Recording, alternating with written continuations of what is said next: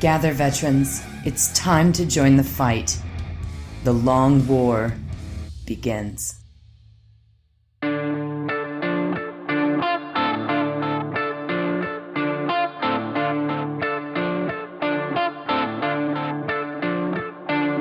This is The Long War. I'm Robbie B. And joining me once again are my partners in crime, Kenny Boucher, Stephen Fore, and Mike Haspil.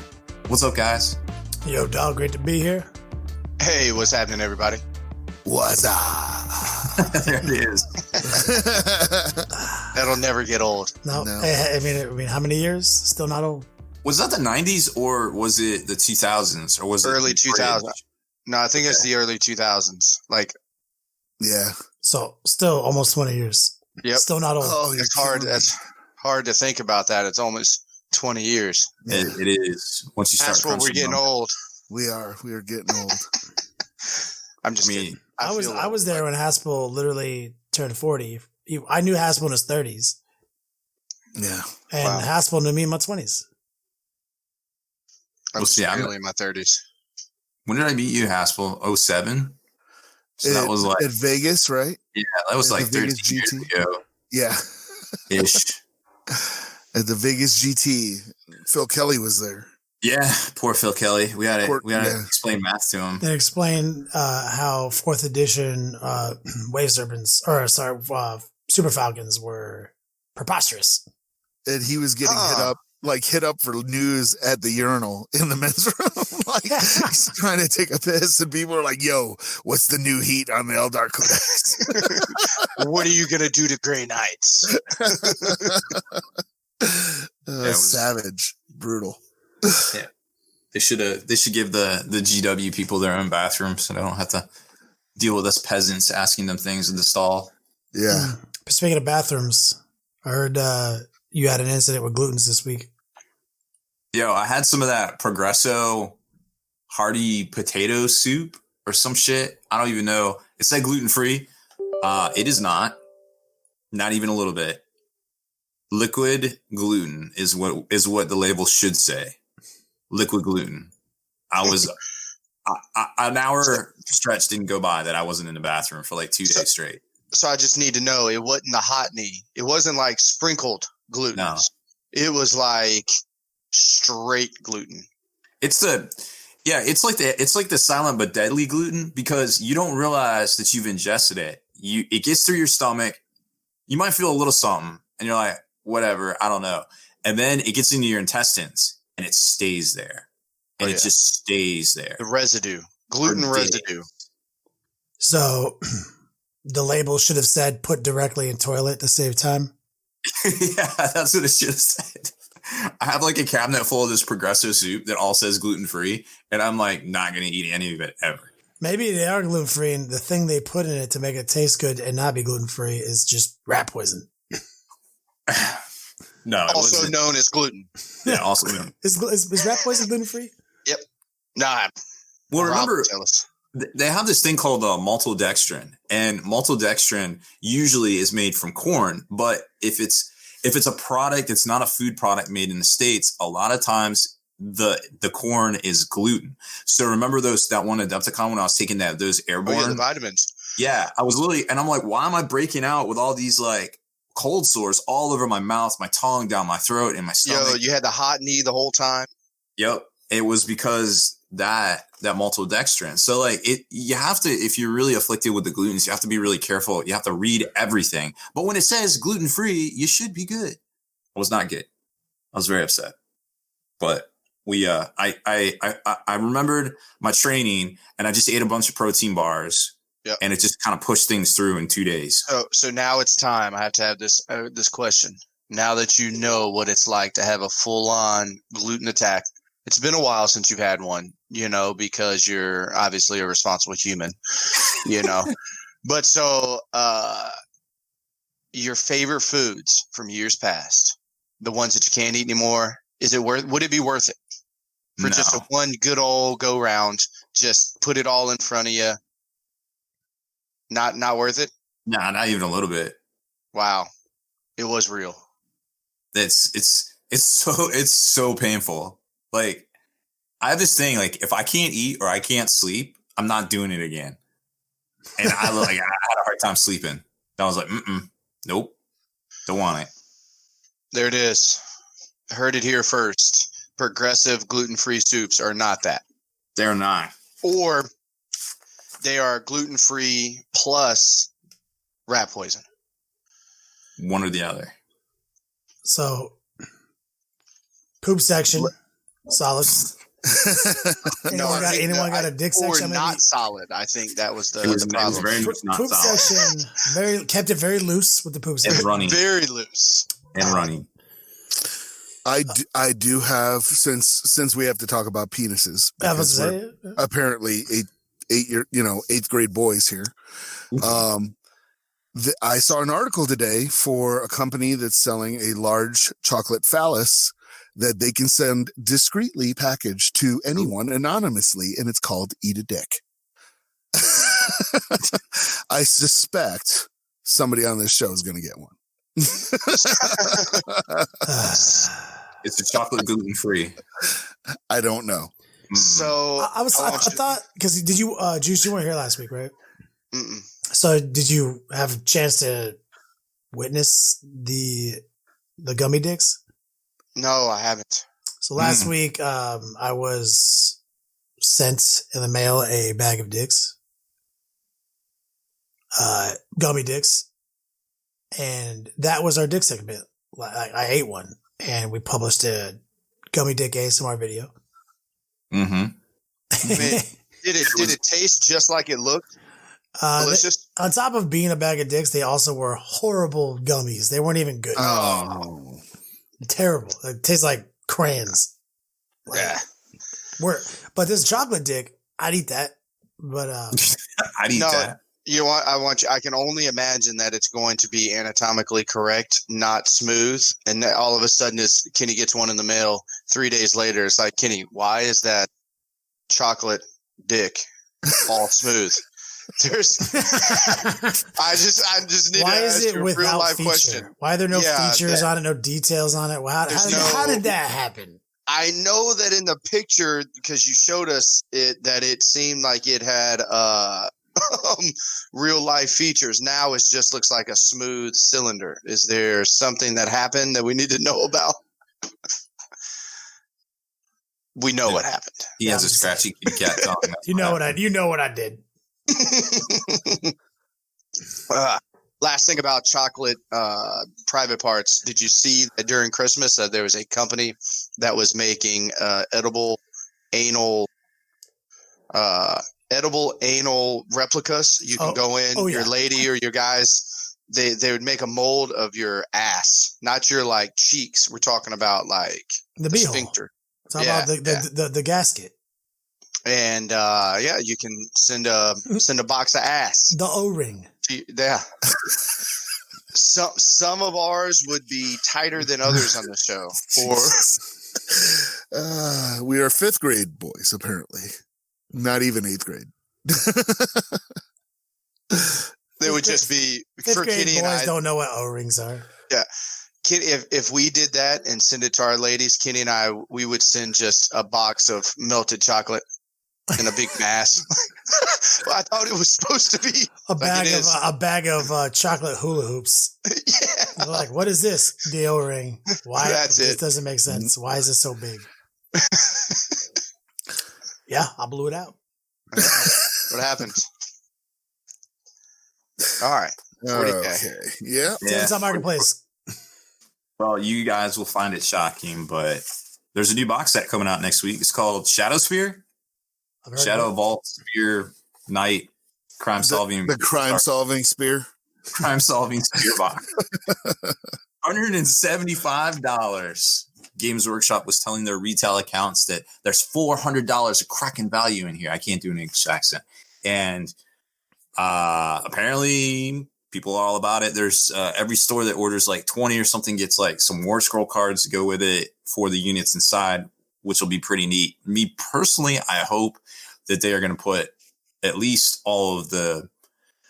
My fear is that these units will be replaced with multi-part units. And when the 2.0 codexes come out, that the big rumor is all about, that they'll have different entries. And then these bonus War Scroll cards that you get are data cards won't be really worth anything. I hope that's not the case. I hope they will give everybody all of the rules and all of the options up front in the box that they're going to give them in the multi-part kits, because I feel like the people that are going to buy it day one are going to buy it day one, and the people that are going to get it later on, multi-part style, and they're smart and they're frugal with their hobby dollars, are still going to do it that way. I hope Games Workshop does it that way, because the way they rolled out Dark Imperium was kind of feel badsies with the 3-month delay and just kind of tripping everybody up with the multiple things. Now, there might be stuff that comes out that isn't in Shadowspear, and that's totally cool. We saw new Death Guard units, and those were dope. One of them we didn't even get till Christmas time. But when it came out, it sold the crap out of it because it's so cute. Look at the little thing, it's so cute. But that aside, I hope Games Workshop doesn't create any feel badsies, and I hope these cards are as dope as I think they're going to be, because the Age of Sigmar kind of scale ones are way cooler than the full scale 40K ones. So that's what I'm looking forward to coming out next week. I'm sure a lot of folks are splitting the box and doing their thug thizzle with swap things and want that librarian, want them scouts. I feel like Marine players are going to be all about those 2 units. We're on the Chaos side. I'm sure we'll talk a little bit about it tonight, but we kind of don't, still scratching our heads, but there's still a lot more to come. We got Vigilus 2. And then also too, if you think about it, we knew Mortarion was going to come when Death Guard was revealed at Adepticon 2 years ago, but he didn't come out until September. So like a solid 6 months between preview and coming out. How long do you think it'll be till we see Abaddon realistically? Well, Abaddon is more of a G. True. Right? So I would say if Abaddon ever came out of the closet, that it wouldn't take him 6 months. He'd own it from like day one. So I'll say that we'll see Abaddon a lot sooner. You might be right. I don't think it'll be this month. I mean, do they release him? They like planning things around big events. Mm-hmm. Like, are we getting him at Adepticon?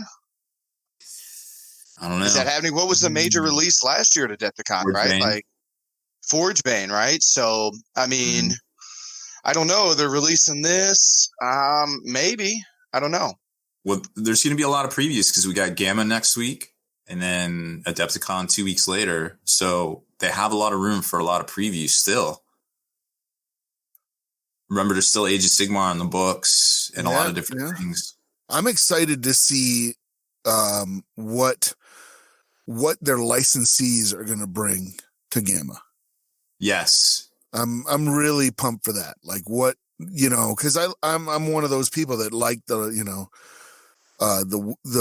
WizKids, tie-ins with the dice game and everything like that. And yeah, it's not something you're going to play like every day or whatever, but it's cool. And it's like more way to get the IP out there in front of people.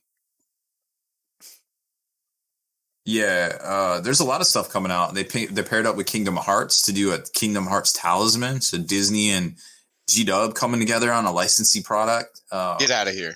Nah, it's for real. Munchkin 40K came out was coming out this week. Yep, Beats Lab just picked up. We've got 3 or 4 copies in. If they survive the weekend, I'm taking mine.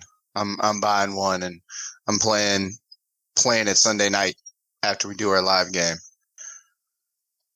Yeah, the cards in there look pretty dope. So I'm just reading the comments here. So yeah, I'm definitely looking forward to a lot of different things. That's pretty much all that's coming out next week. I mean, there's some books, but I mean, nothing too crazy. It looks like they're clearing the deck, trying to get all those boxes out the door. So make sure you get your pre-orders now at your local G-Dub or local game store, online retailer, whatever you do it soon.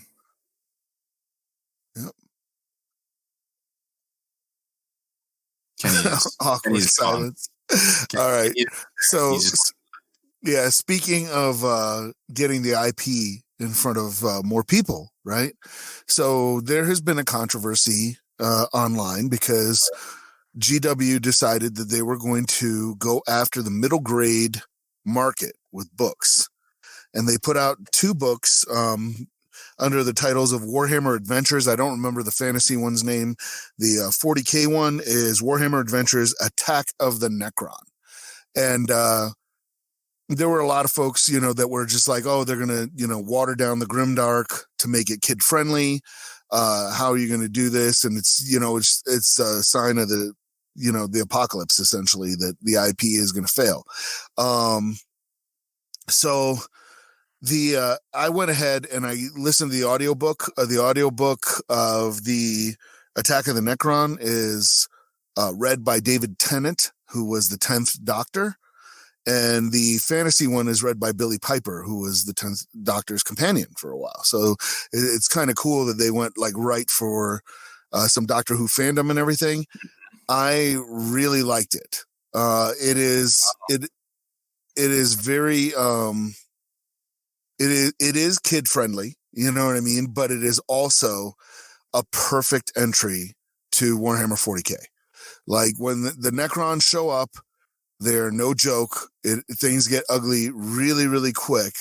But they're able to, the writer of this book, I was shocked just over and over. I was just marveling at how he could walk that tightrope and go, I'm going to tell this middle grade story, because it's not quite YA. YA is, a little bit older. That's like Hunger Games type stuff. You can do some really angry stuff in YA. This is middle grade. This is like, I think the audiobook read by David Tennant was 2.5 hours. I mean, you can burn through this thing. If you bought the print copy, you could burn through it in an hour. This is suitable for, like, I would say 8 to 12-year-olds, depending on their reading level. There are just as a warning to parents that some people do get killed. It is not graphically described. It's Necron Gauss weapons. So instead of just describing that they're like stripping people away by molecule and molecule, it's more like the War of the Worlds movie remake with Tom Cruise, where people just turn to dust when they get hit by one of these beams. So it's actually really well done. I will warn parents that after your kids read this, they're going to want a Jokero, because there's a Jokero in here, and he's cool as hell. In another news, a bunch of, what are they, orangutans? What are they supposed to be? Yeah, I was just getting ready to say, Jokero, you're talking about like Grey Knights, Inquisition, Jokeros, 4th and 5th edition? Awesome. Those Jokeros. And there is a Jokero in this book, and he is really cool. So I think we need to preface that for anybody who's listening who just came in 7th edition or even late 6th, whatever. Like, Jokero was a unit that came out of the Grey Knights book. That was an Inquisition unit that you could put into your Grey Knights army, right? But it was at the end of the day, it was a orangutan, a monkey-looking thing that was a mini obliterator. It had like 3 weapon systems that it could choose from. It was a Jokero weaponsmith. Right. Yeah. And he was like basically a weapons familiar, and play D&D or anything, or role playing games. It was like a familiar that just, you need a gun? Got it. I got it right now. Tell me what to shoot. Yeah. Those guys, people would spam like, 3 chimeras full of those dudes. Yeah. And had all sorts of like abilities to re-roll it and get rending and all sorts of stuff. Remember that shit? Oh, a Sky Shield landing pad with 30 of these guys on top, right? Was like, you just had to know that you're going to deal with 30 las cannons that hit on 4s, right? Like, if they weren't so expensive, I really wanted to make a Planet of the Apes army. Like, on the display board would be the Statue of Liberty, and it was going to be 40 Jokero. Yep. And an Inquisitor. Stick. Yeah, Codiez, that was another one of the combos. It's like Codiez was an absolute Tyrannosaurus for his 100 points back in the day compared to what he is now. But Jokero shooting every unit that came in via deep strike, and this is when demons only came in via deep strike. It was either half their army came in turn 1 or the rest came in, later throughout. So he was an issue. Yeah. And the Hod, who is a librarian, he knows books. He said it's juvenile fiction. So that's that's where the category fits in. Juvenile fiction. Yeah. So, and I really enjoyed it. And honestly, I really want the next one to come out. It was really well done. I mean, the kids got to do battle, but it was scaled appropriately. Let me put it that way, right? So it's not like they're taking on a Catan. It was scaled appropriately, and I'm actually surprised. If I were GW, what I would have done with this thing is put out a little get started kit that had the kids in it, and a little Jokero model and a couple of Necrons, and snap kit. Just sell them with the book. Smart, yeah. Because honestly, after I listened to it, I was like, this would be kind of a cool scenario, just to like run like a little one shot, very, very small. Can you get away from the Necron guy? Right. And I enjoyed it. I'm going to listen to the Age I bought the Age of Sigmar one. I'm going to listen to that next, and I'll give you guys a review of that one. That's cool. I'm definitely stoked. I mean, anything that grows the hobby and brings people into the hobby is good. I'm buying copies and giving them to my friends' kids, which is maybe not like a good thing to do. Like, oh, hey, here's a way to get your kid into 40K. What you don't want to do is go around asking kids how old they are, because that's a creepy. I believe you get profiled for that. Probably. It's a creepy thing. Like, how old are you? And then, oh no, I want to give you a book. It's cool. Yeah, it's cool. I'm just gonna take away your money, your spare change for the rest of your life. Here's Warhammer 40K. Fact. Yeah. Well, I'm excited to hear that about these new books coming out. I'm an Audible fiend, so you know what's gonna happen. Yeah. I'm gonna listen to that shit. It was cheap on Audible too. It wasn't. I want to say it was like $6 or something. Yeah, not where you don't spend the credit, you buy it. Like, yeah, you just buy it. You buy it.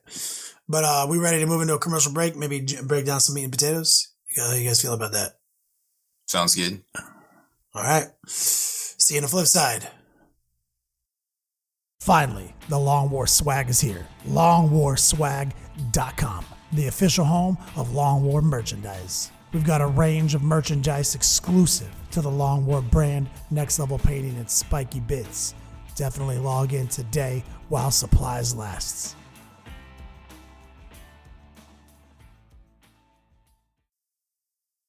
Veterans, I've got news for you. Get your best deals online at dicehead.com. Long War Vets, call or email for your best vet deals. That's dicehead.com. elricshobbies.com is your exclusive portal to upgrading your hobby. When you sign up at thelongwar.net, you gain an instant promotional discount good for 10% off at Elric's Hobbies. elricshobbies.com. Dear veterans, quickly, make your way to thelongwar.net and find out how to reap your hard-earned spoils of this long war. For our allies at secretweaponsminiatures.com have rewarded us all with an extra 10% discount on all Secret Weapon Miniatures merchandise. So stock up, dear veterans, and enjoy.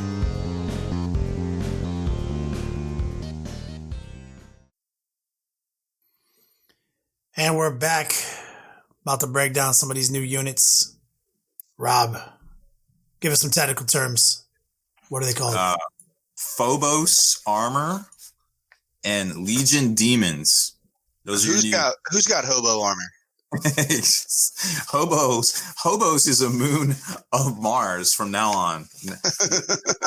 No, that's Phobos. Yeah. Let's see. Well, I think it'd be good to talk about the psychic powers first. Yes. We could talk about the Malefic. I love how they're using all the same names again. It's great. I love it. So for Malefic, we've got 6 big, dope powers. I can read them off for you. Unlike their loyalist counterparts, these all cost varying warp charges here. So you got Incursion, which is warp charge 7. I'm just going to nutshell it here. The Psyker can attempt to summon demons in the psychic phase. He also gets to roll 4 dice instead of 3 and doesn't suffer any mortal wounds as a result of doubles on the dice. So it gets to do demonic ritual in the second phase, not in the movement phase. Right, at the beginning. And I don't believe you get to move if you normally do. Normally, you can't even move. Yeah. Yeah, so this gives you some mobility and technically the same guy can't do 2 units, like based on the wording. Mm-hmm. So now, like, you technically could just bring in a unit, and then bring in another unit immediately after. Yes, that is true as well. So, or like he can't summon twice, like in the same phase. So like, that's interesting. So like that, but also that means you can move, advance, get in a good position, then bring these demons out 12 inches in front of you. So that can be good for, especially for any armies who are building, reinforcement points in a list so they can do these tactics. Yeah, no, 100%. Then we've got Sacrifice, which is Warp Charge 4, so it's reasonable to cast. Again, Spitball. Is that the only Warp Charge 4 in the game? Legitimately the only Warp Charge 4 in the game. Yeah. Doesn't exist. Pick a model within 2 of the Psyker. The model suffers a mortal wound. Any Legion Demon or Demon Engine model within 18 of the Psyker heals D3 wounds. If that model suffered a mortal wound, was a Warpsmith, your Demon Engine heals 3 lost wounds. Wow. Mm-hmm. What a steal of a power. It does a mortal wound to an enemy. No. He sacrifices. He takes a wound off of somebody near him and heals somebody else's wounds. Oh, gotcha. Choose a friendly, excuse me. I'm with this. So I understand now why it's 4 CP or it's only a 4 warp charges, because AdMech right now in the Vigilus has something very similar to this, that they can sacrifice a servitor to either heal D3, a 4-point servitor that is, heal D3 wounds to a Cadillac destroyer, or if there's none wounded, you can bring one back with 1 wound by sacrificing servitor. So cool. Yeah, seems solid. Then you got Mutated Invigoration, Warp Charge 7. So you basically pick one of these abilities because you either cast it on a Chaos Spawn, Possessed, or Cult of Destruction. And Cult of Destruction's Obliterators or Mutilators, I think. It may extend to some of the Forge rolled, but I'm not sure.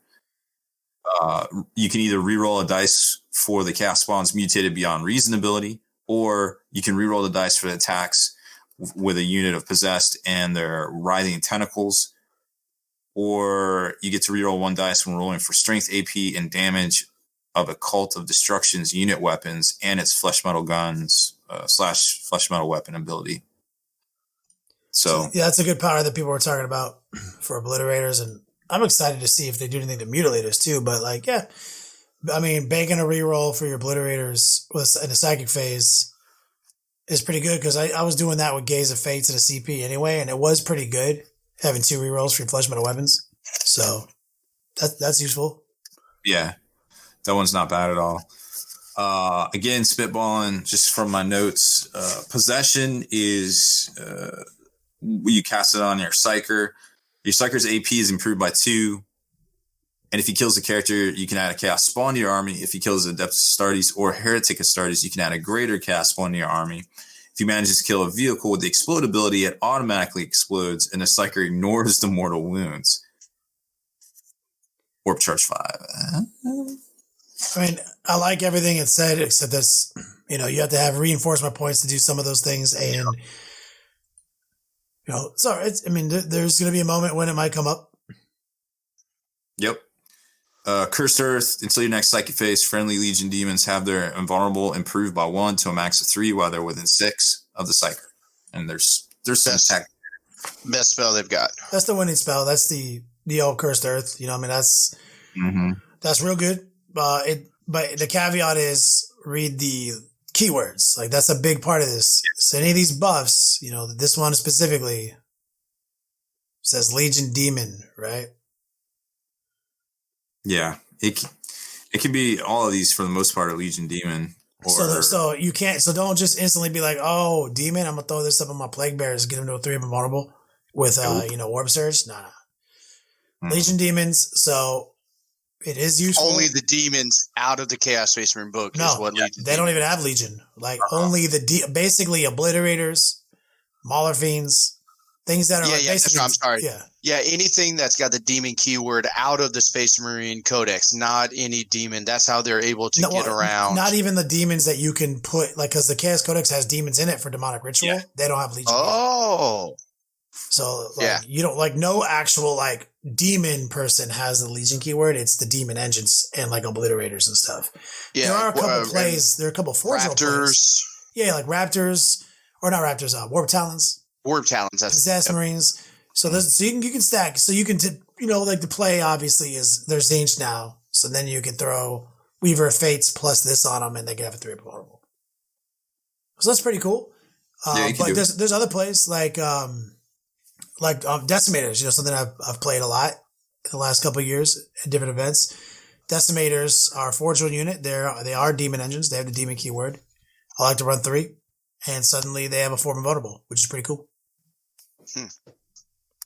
The next power is pretty dope. I think we'll all agree. Infernal Power, Warp Charge 6. Your Psyker basically becomes a captain or lieutenant all in one.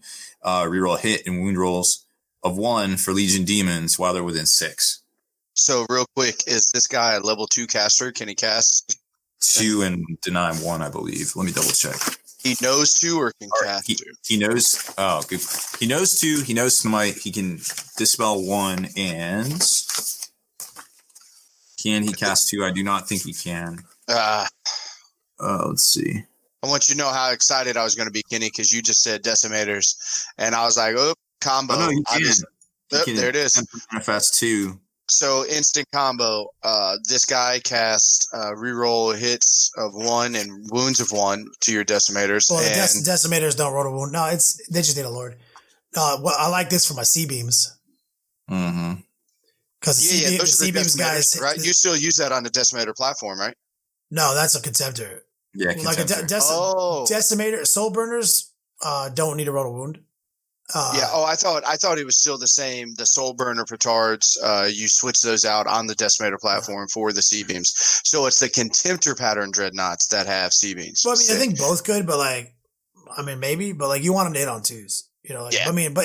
That's one of the coolest second powers because that makes you like a captain and a lieutenant, and there is play there. So that's real good for obliterators, though. Yep. This guy rolls with the obliterators. He's almost all you need, or get that 1 Phantom reroll, get the reroll 1s to hit and wound built in, plus 1 wound, endless cacophony. That's still real good. Yeah, that's literally point and click. Everybody's going to have this combo in. And and the other thing too is that he can reroll, depending on which warlord trait you take that was previewed by GW, you can reroll 1s to cast, or the other one is you can attempt to deny 1 additional psychic power, so you'd be able to deny 2. And if your warlord regains 1 lost wound each time he successfully denies 1, he's only got 4 wounds, so he's kind of low. Does this work for Leviathan Dreads? Are they demon? No, they're not demons. They're Hellforged, I think. Yeah, they are Legion, and they have the Hellbrute keyword, Dreadnought keyword, like Contemptors, but they're not demons.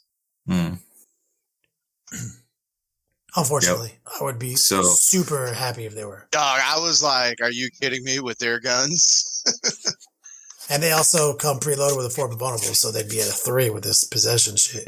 But if they were demons, people would have been working, Weaver of Fates on them already for a year. Mm-hmm. I guess we could talk about the obliterators too. Well, kind of what we think the points cost is going to be, and then the change to their flesh metal guns.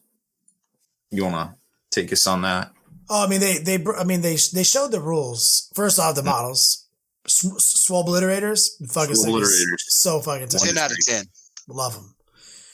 Models are sick. The models I've dreamed of my whole life. But they showed out their new offensive powers, and they've all gone up 2 shots, a toughness, a wound. They got a pseudo power fist like the old days. So they gave us a +1 strength, -1, D3 damage, power, a close combat attacks. Real cool stuff. A lot more offense, a lot more survivability. Especially you can see how they might combo off with some of these rules where suddenly they have more vulnerable saves or whatever. Real cool, man. Real powerful units. With endless cacophony, potentially 32 shots, or is 32 shots. Real good. But there's a power level associated with them, which looks to calculate out to about 110 points per obliterator, which is kind of expensive. I'm not going to say unplayable, right? But that puts them in line to where a broadside is now, right? But that is a substantial increase, right? Right now, before these, they're ringing in at 190. Is that right? Yeah, about 190 or 195 right now for a 3-man squad. And somebody in the chat did mention that's why there's only 2 in the box. It's true. There's 2 in the box because 2 technically has the offense of the old 3.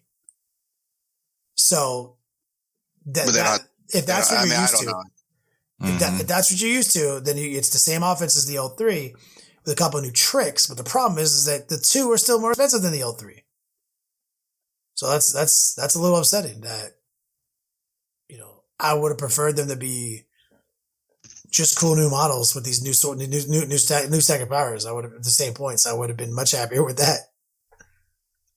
Yeah, we'll see. They haven't fully released them yet, but no, I agree. It's gonna be an auto take for a lot of people's armies.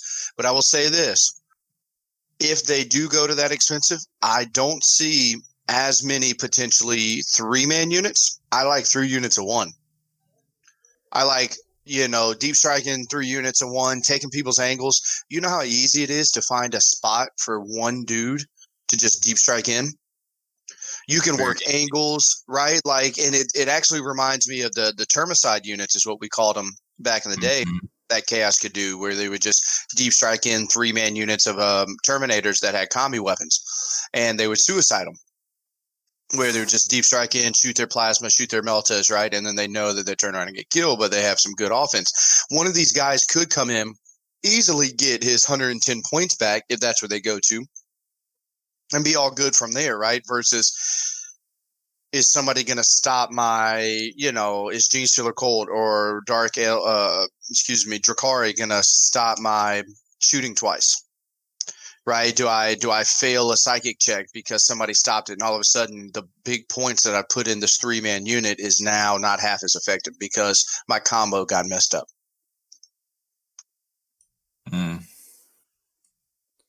Well, I mean, that's a great point though, right? I mean, Rob, there's a random fail rate to obliterators already, which sucks when you roll double 1s on your damage. You get vected. Right, that happens anyway, and all of that was an easier pill to swallow when they were sub 200, not post 300. Yeah. And last thing, and I'm not trying to completely shit all over Chaos, but they did just take the potential cultist nerf where their cheap troop choices did go up in points, so.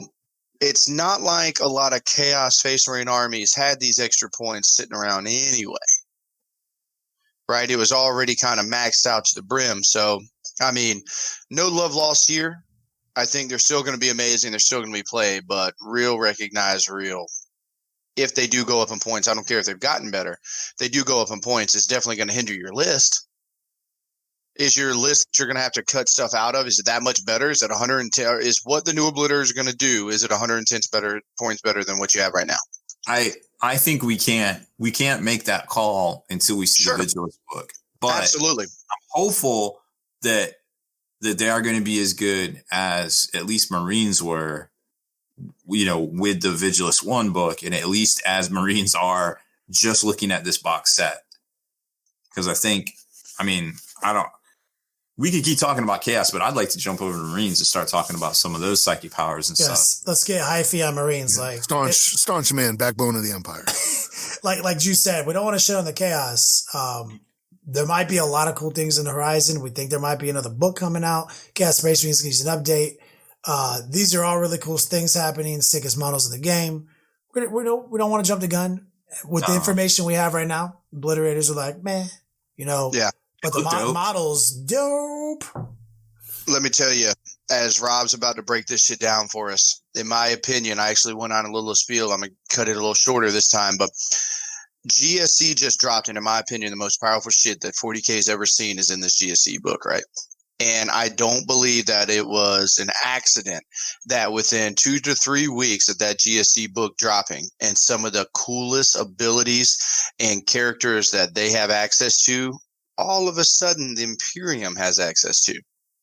Best assassins in the game. I feel bad for a damn character these days, right? You're dead, bro.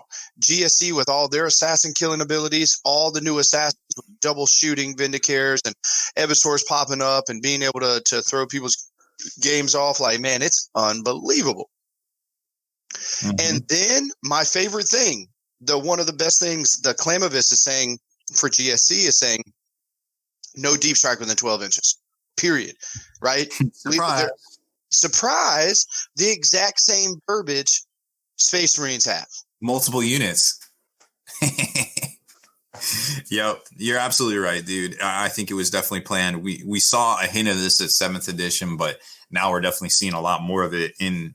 It seems like it's very organized, and it is good to see. It's good to see. It's good for the game. The game's in a good place right now. We actually put out an editorial this morning on 8th edition just graduated high school, because it really seems like that it's just really coming into its own. It's a big boy now. That's a great phrase, Rob. I completely agree with that.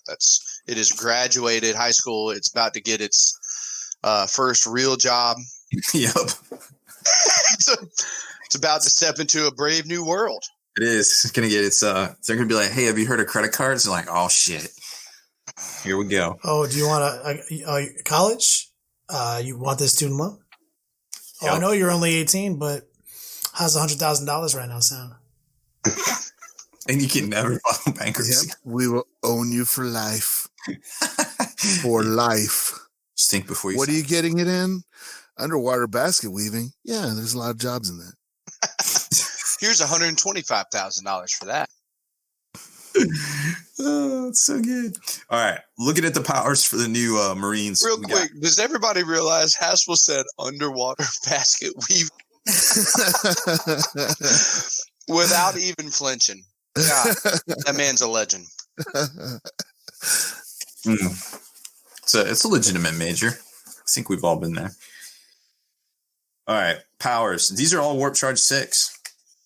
Very interesting. I feel like it's a very reasonable price tag.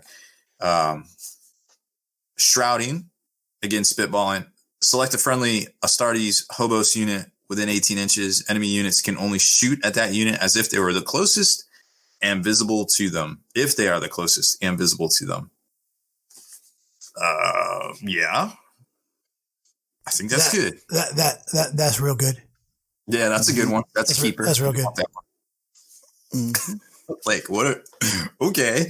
Scryer's Gaze is back. This time it is Warp Charge 6. Select the friendly Astartes Phobos unit within 18. That unit can reroll all failed hit rolls for ranged attacks.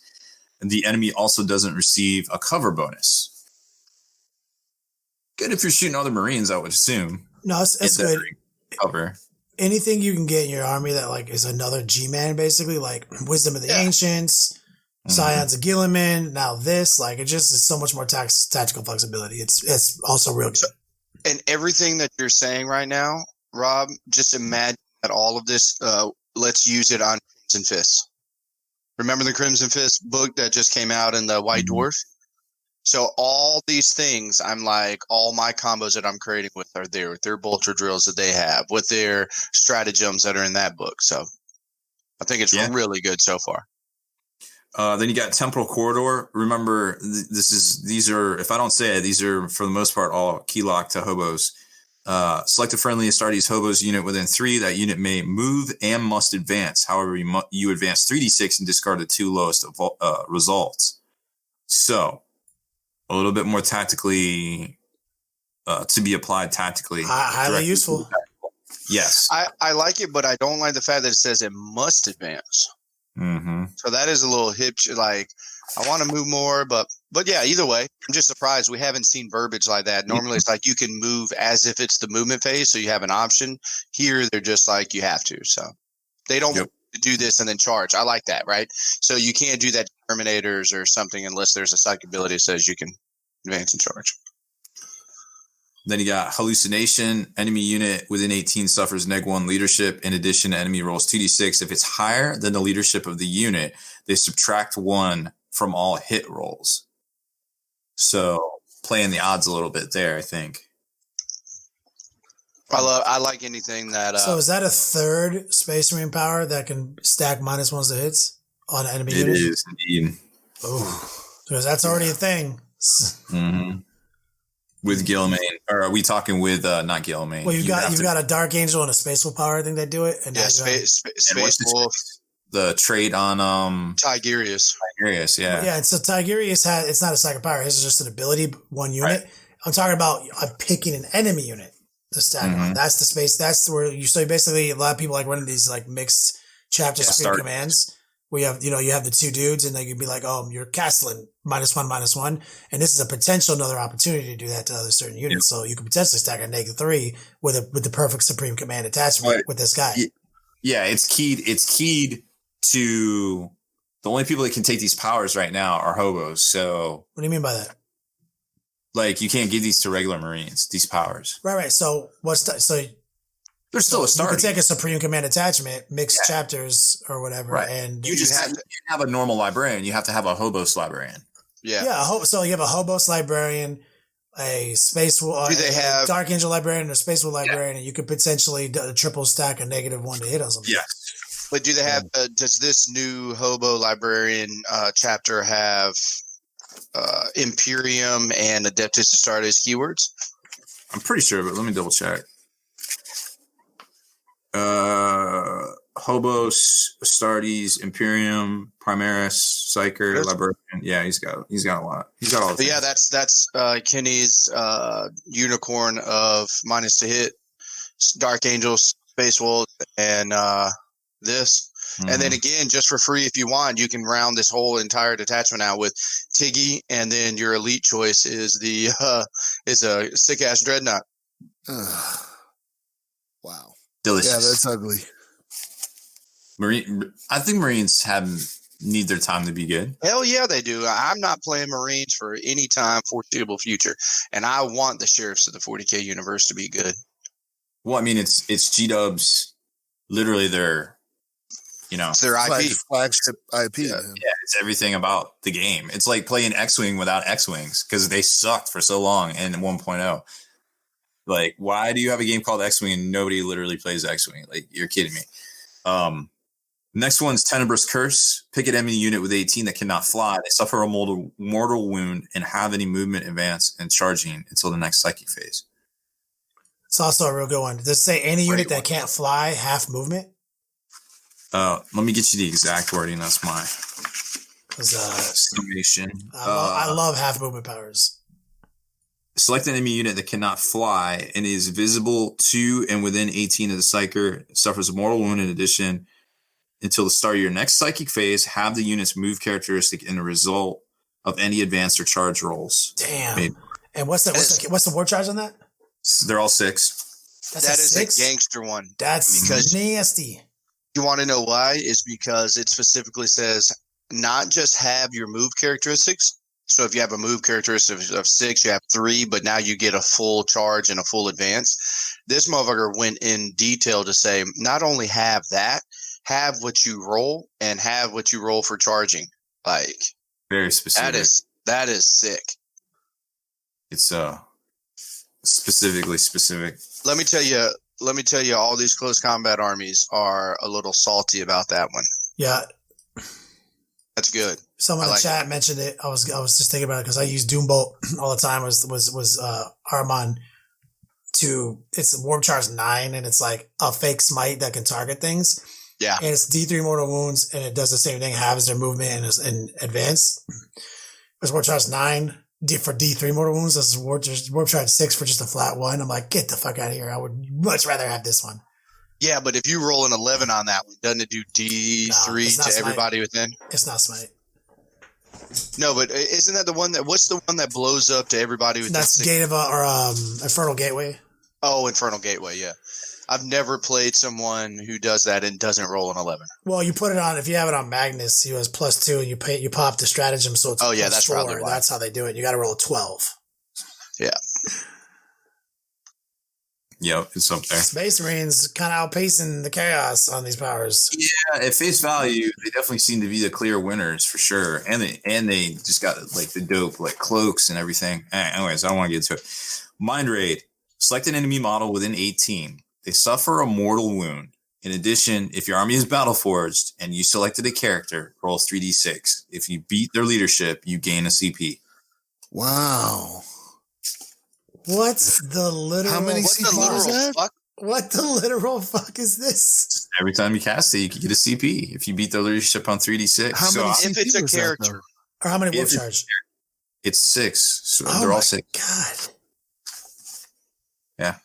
I don't know. Because that's just like your power. That's not a stratagem. No, yeah. Oh my. But it's only one. I'm not gonna say like yes, it's good, but like you've dropped some bombs on some amazing psychic abilities. If I can only know 2, I don't know if this one makes the cut. It's just crazy though. It's just like what every single one of these is highly useful. All right, so yes, you're right. Every single one that you've said is almost greater than the chaos psychic abilities, except +1 invulnerable and +1 to hit and +1 to win, right? Or reroll one. Well, even in its application, the chaos ones are highly limited. So, like, I would argue that every single one of these, none of these are limited. Like, all of these. Any Space Marine army on Earth benefits from every single one of these. No, without any weird pigeonholing. Yeah, you can just randomly roll. You could just probably randomly roll, and some you could just randomize these and be fine. Yeah, and you still, and it's crazy is because every one of these psychic abilities does a offense, does a mortal wound, which is the toughest wound to get, right? Do you steal the CP or do you just gain one? You just gain one. Gain a CP. How many times has something just limped on with 1 CP and you can't hurt it? You literally get to pop it, whether it's fly, whether it's neg 1, whatever. It's just like zot, and you might get a CP back if it's a character. Wow. I'm with this. It's not going to work every time, but some leadership shenanigans. 50% of the time it works. Every time. 100%. These are facts, ladies and gentlemen. So then you've got the units, of course, and we didn't really break them down on the stream, but I think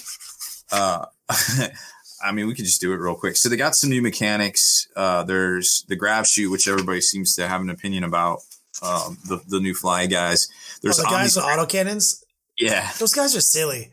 It's like it's not that like it's like a classic case of GW put a bunch of rules on a model, but like it's like they're supposed to be moving fast, deploying, but they're still heavy weapons, so they're always gonna be like -1 to hit, -1 shooting. Like they're interesting. I like them and stuff, but I'm like, it's just a weird amalgamation of like, or what's the word I'm looking for, Haspil? Amalgamation. The word Haspil said as a writer. It's just interesting. Like they kind of play against each other in weird ways. I'm like, they're like, they have play, but they're definitely not even close to my favorite one of their new units, but they're still solid. Like, you know. I mean, you're right. I mean, they do have a good autocannon. I mean, strength 7. Heavy 2, strength 7, neg 2 damage. Solid. I mean, that's a solid shot, but again, you're right. It's just interesting because like their whole thing is like we're moving around fast, and it's like, but it's still a heavy weapon for them. I was like, it's just kind of counterintuitive, but it has play. But I don't see a lot of Space Marine players rocking this unit. It's the other units. Yeah, this one. I mean, I just mentioned it. Then you got the infiltrators, and I think I could see where these guys are going to be more useful because you got possibly the best one. Yeah, the Omni Scrambler. Enemy units that are set up on the battlefield's reinforcements cannot be set up within 12 inches of this unit. Boom. I'm going to just break that down for everyone out there. Within 12, aka disallowed from assault. So there's no like, well, at least I roll a 3d6 charge, so I still get this charge. No, you actually can't declare charges if you're outside of 12. Yeah. I did not mention the suppressor thing, but yeah, if they kill a dude in the unit, the suppressors, they don't get to, whatever you shot at doesn't get to Overwatch. Maybe it's worth it, maybe not. I don't know.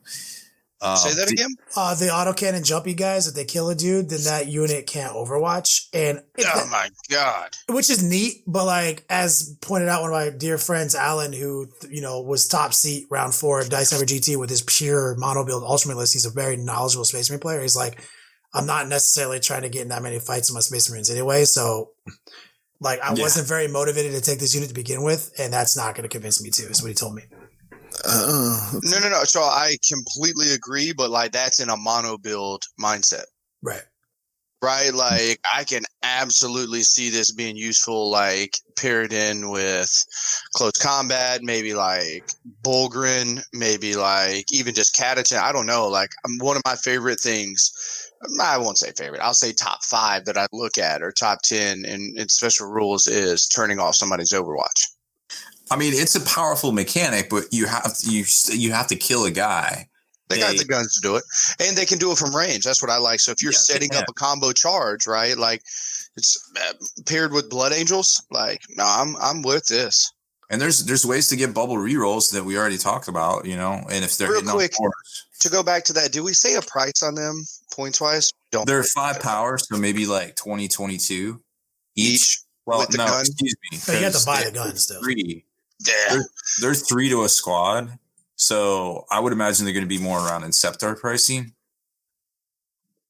No, we talked about them for like an hour on the road the other day. We were like, I just really can't see sneaking them in because there's already other tricks. It's like No.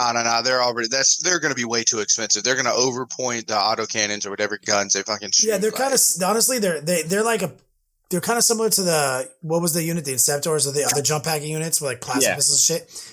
Mm-hmm. Me and Alan love that unit too. Like on paper, great set of rules. Like every one of these rules makes sense. They're all cool, but like they're like kind of charging you for things that they shouldn't be charging you for in a lot of ways. So it's kind of similar to that. Where I mean, it's still on paper solid, but it's completely gonna be. Wait, if you haven't looked at the other units, Juice, you're gonna be super stoked. Yeah. So. Well, getting back to infiltrator squads, so we talked about the Omni Scramblers. They also have concealed positions, which works exactly the way you can set up. So you have a squad of scout Primaris Marines. They actually just infiltrate like scouts. But is it these guys that have the cloaks? No, these guys don't have the with cloaks. the Scrambler Juice, so they can get into the 4 dominant positions with the Scrambler. Love it. Their marksman combines auto wound on a hit of 6. Yes, they're exploding 6 equals auto wounds.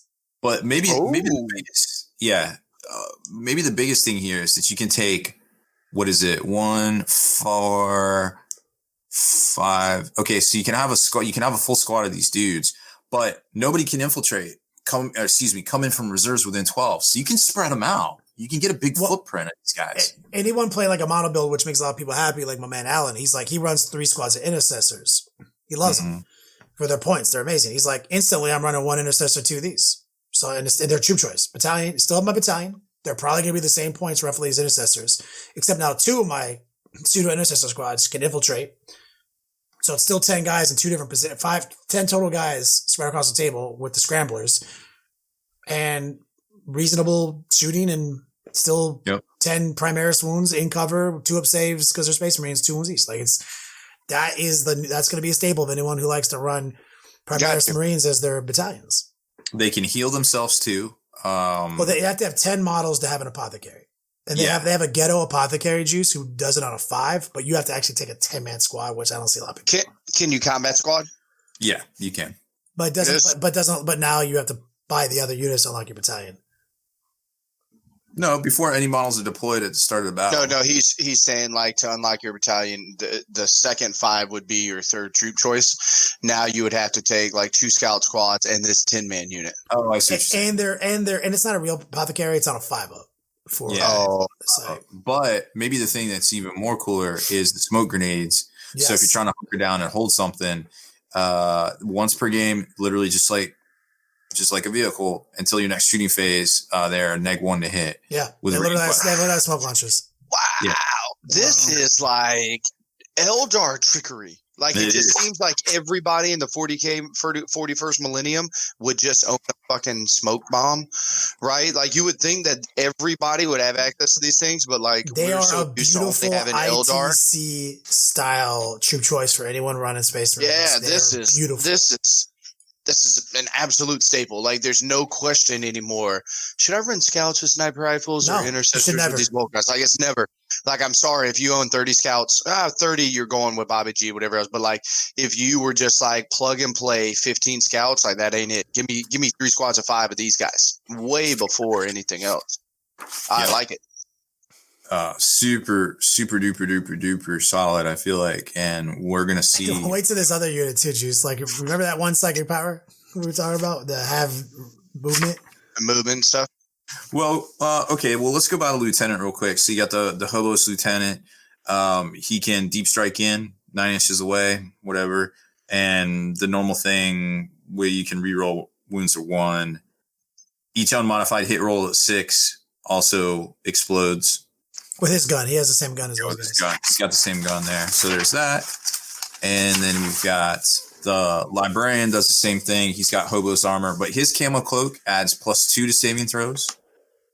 And you can also set him up in concealed positions. He is also the guy that's going to be able to cast his powers.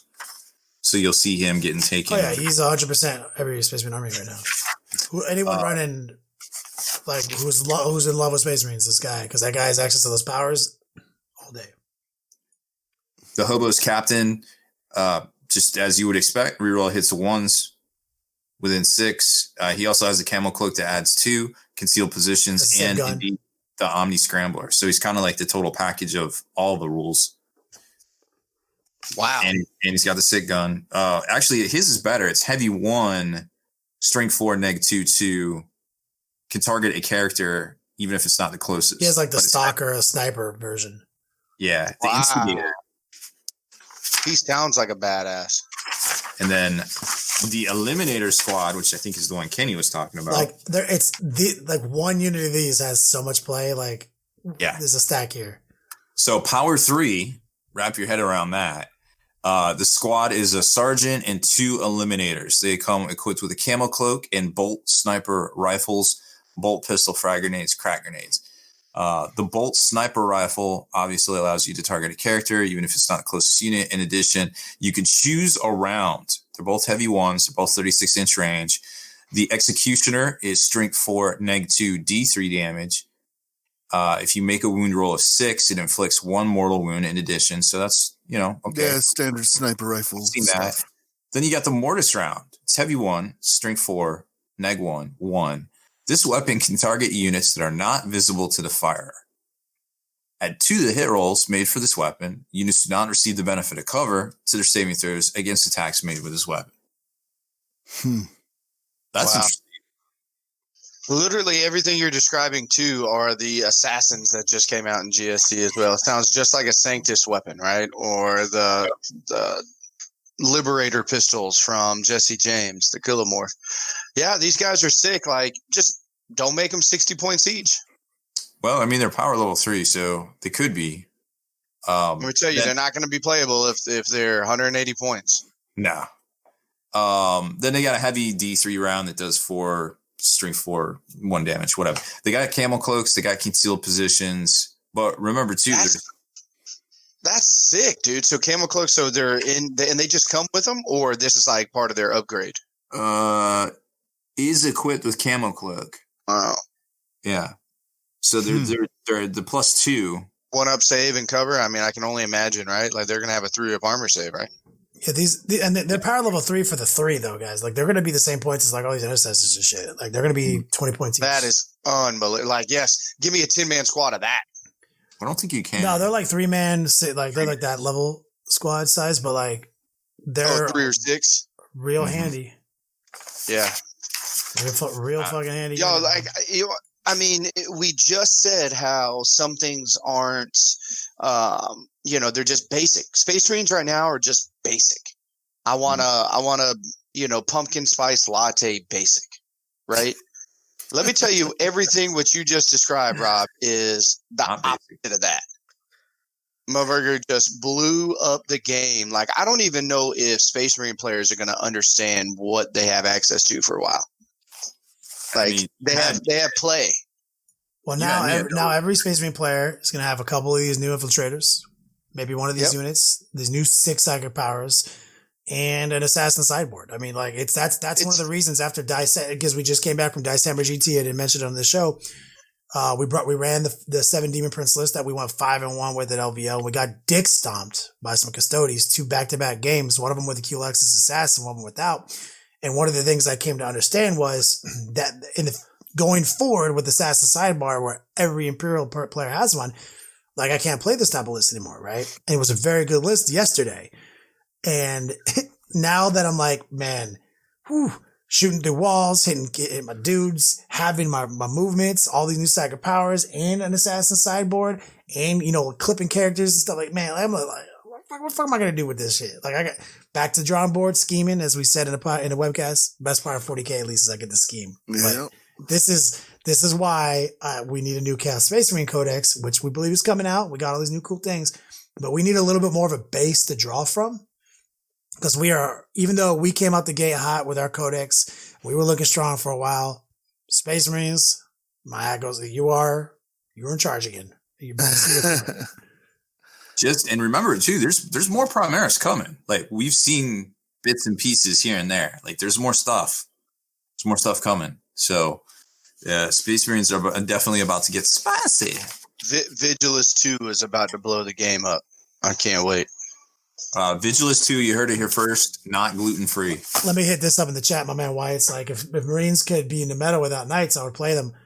Alan, like 38-40-0, first 3 rounds, Dice Hammer GT, which we mentioned is one of the Dick Stompy tournaments. He plays model build Ultramarines. And he was, literally it's a 5-round event with these 40 hardcores. He was on table 1, day 4. Wow. Like literally round 4, like with literally model build Space Marines, and he still played. He lost, but he finished in the very top of the pack, well above me. Like there are still some tricks up those sleeves if you're committed to the craft. It's gonna be Ultramarines though, for sure though. But he was like stoked on the drive home from Dice Hammer because we're reading all these new units, and he's like, my list just got better. Now I got this assassin. Now I got these infiltrators. Now I got these second powers. Everything he just did just got better. Like, that's a good feeling to have. Yeah, it makes me feel. I love it when I keep saying it over and over. The sheriffs of 40K. That's what they are. Mm-hmm. Yep, and shout out to the Magnet Baron too. He got 9th overall. Yeah, the blind swordman literally beat Reese in round 5. I believe his dog also got drunk off beer. Jen, yeah, she's a good girl. And he needs her to guide him. My man literally goes to the table and he looks at the terrain. He's so smart, Constantine Magna Baron. He's like super smart. He's just looking at the table, like doing his thing with his eyes closed, like the blind samurai. He's like, based on this terrain, I feel like if I just set my models up over here, then come out, shoot something, move back every turn, I just auto win this game. And Reese is like, yeah, that's what it looks like to me. And he does it. Math checks out. Like, it's like, damn, he plays 9th. Yep. Yeah, guy's a gangster. We kicked it with him too all weekend. It was awesome. Because if it wasn't a plane right away, I would have been there. Maybe. Well, I think we did it, guys. Haspil, take us out of here. I've seen things you people wouldn't believe. Attack ships on fire off the shoulder of Orion. I've watched sea beams glitter in the dark near the Tannhauser Gate. All those moments will be lost in time like tears in the rain. Time to die.